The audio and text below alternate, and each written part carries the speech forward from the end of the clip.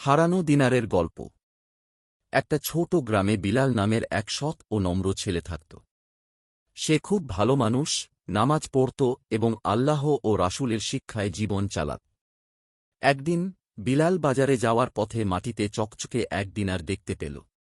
দিনারটা হাতে তুলে সে ভাবল, এটা দিয়ে অনেক কিছু কেনা যাবে। কিন্তু ঠিক সেই মুহূর্তে বিলালের মনে হল রাসূলুল্লাহ এর সেই কথা, যে ব্যক্তি অন্যের হারানো জিনিস ফেরত দেয়, আল্লাহ তাকে পুরস্কৃত করেন। বিলাল জানত দিনারটা তার নয়। সে সিদ্ধান্ত নিল যে কোনোভাবেই এর মালিককে খুঁজে বের করতে হবে। সে গ্রামের পথে পথে জিজ্ঞেস করতে লাগল, কেউ কি কোনো দিনার হারিয়েছেন?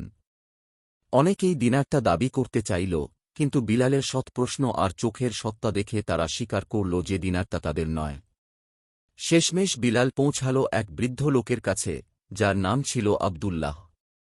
তিনি অনেক কষ্টে ছিলেন, কারণ তার একমাত্র দিনারটি হারিয়ে গিয়েছিল। বিলাল যখন আব্দুল্লাহকে জিজ্ঞেস করল, তিনি আনন্দে চিৎকার করে উঠলেন, হ্যাঁ, আমি হারিয়েছিলাম। আলহামদুলিল্লাহ, তুমি তা খুঁজে পেয়েছ। বিলাল দিনারটা ফেরত দিল।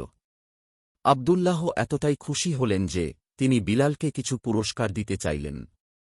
কিন্তু বিলাল বলল, আমি আল্লাহর সন্তুষ্টির জন্যই এটা করেছি। সেই রাতে বিলাল যখন নামাজ পড়ল, তার মন শান্তিতে ভরে গেল। সে আল্লাহর কাছে দোয়া করল যেন তিনি সবসময় তাকে সৎ পথে চালিত করেন। শিক্ষণীয়: সততা আল্লাহ খুব ভালোবাসেন। আমরা যদি সৎ হই, আল্লাহ আমাদের এ দুনিয়াতে এবং আখিরাতে পুরস্কৃত করবেন।